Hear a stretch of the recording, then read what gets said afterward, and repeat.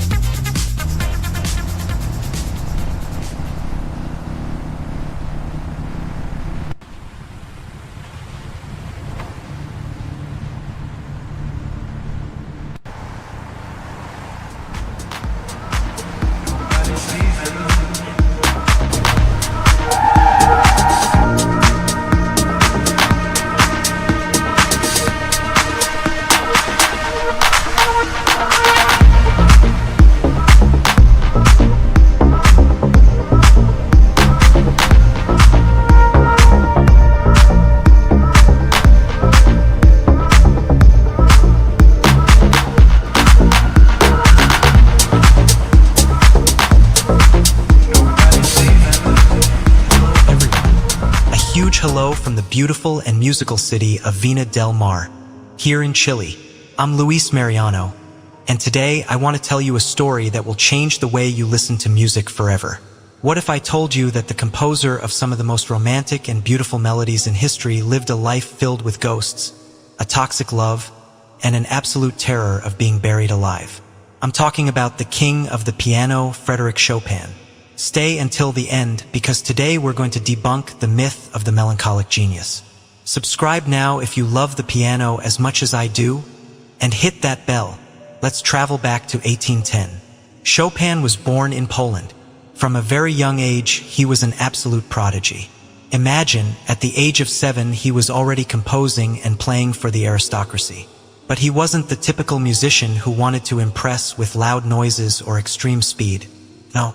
Chopin's music was pure poetry, pure emotion.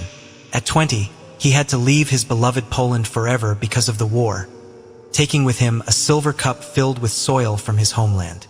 He arrived in Paris, the cultural center of the world at that time. But here's the incredible part. Unlike Franz Liszt, who filled stadiums and was the first rock star in history, Chopin was terrified of large concerts.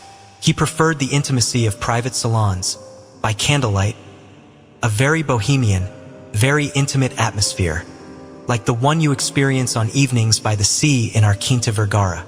But Chopin's life changed completely when he met George Sand. That was the pseudonym of Amantine Dupin, a very famous French writer who defied society by dressing as a man and smoking cigars. They had a passionate, stormy, and, let's be honest, quite toxic romance. Seeking to escape Chopin's tuberculosis, they moved to an old monastery in Majorca, Spain. The conditions were terrible conditions. Cold, rain, damp. There, trapped in his own mind and on the verge of madness, Chopin composed his famous preludes. He would listen to the raindrops falling on the roof and imagine they were the footsteps of ghosts. His mind was ravaged by fever, but his genius remained intact. He created beauty from pure suffering. Chopin's body could endure no more. He died in Paris in 1849, at only 39 years old. But here is the most dramatic twist in his story. Chopin suffered from taphiophobia, an irrational fear of being buried alive. Therefore, his last wish was terrifying. He asked that his heart be removed before his burial. Today, his body rests in Paris, but his heart was smuggled back to Warsaw, Poland, by his sister, preserved in a glass jar filled with cognac. Literally, his heart returned to its homeland. Chopin didn't just play the piano. He made the instrument speak. He made it crying, made him love it. For me, as a pianist from Vina del Mar, every time I place my hands on the keyboard to play his work, I feel that mixture of pain and absolute beauty. What's your favorite Chopin piece? Let me know in the comments. I'll be reading and replying to them all. If you love this story, give it a big like, share this video with your friends, and subscribe so we can continue discovering the magic of music.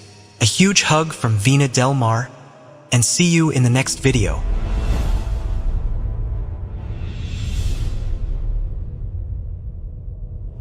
Channel Vega, Chile presented great musicians and composers of yesterday, and always with the presentation of pianist Luis Mariano.